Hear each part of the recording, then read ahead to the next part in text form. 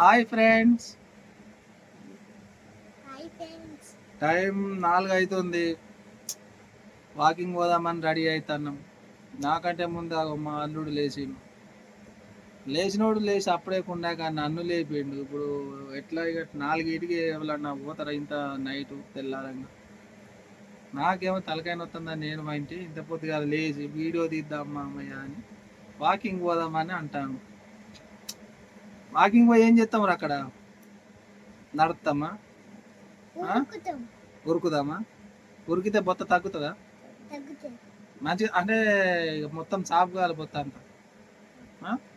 మరి ఇప్పుడు 4కి పోతారా? 5కి పోవాలి. 5కి పోతే మెల్లగా వాకింగ్ చేసుకుంటా ఎక్సర్సైజ్ చేసుకుంటా పోతే మనకు మంచిగా ఉంటుంది.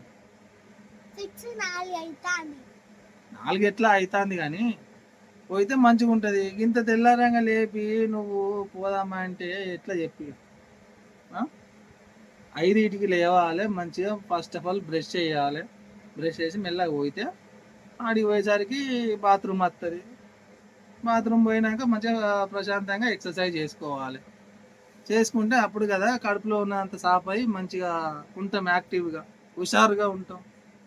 ఇంత పొద్దుగా లేపితే ఎట్లా చెప్పు?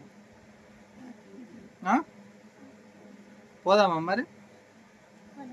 మరి నీకు షూలు ఉన్నాయా లేవా? షూలు వేసుకొని పోవాలి. లేకపోతే ఆ రాళ్ళు గుచ్చుతాయి, అంత తొవ్వుంటి.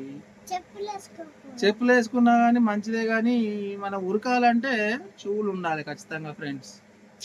షూలు లేకపోతే మంచిగా ఉండదు ఫ్రెండ్స్. ఎందుకంటే కంఫర్ట్గా ఉంటుంది షూలు ఉంటేనే. ఇప్పుడు ఇన్ని తీసుకొని పోయి నేను ఏడదాకా పోవాలి వాకింగ్. మ్యాక్సిమం ఒక 2-3 కిలోమీటర్లను నడవాలి.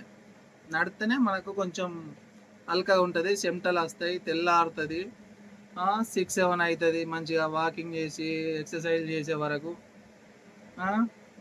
అప్పుడు బాగుంటుంది. చెప్పురా, నువ్వెందుకు వస్తున్నావు మరి? నువ్వు చిన్న పోరాడు ఆయనబడి వచ్చి అవసరమా?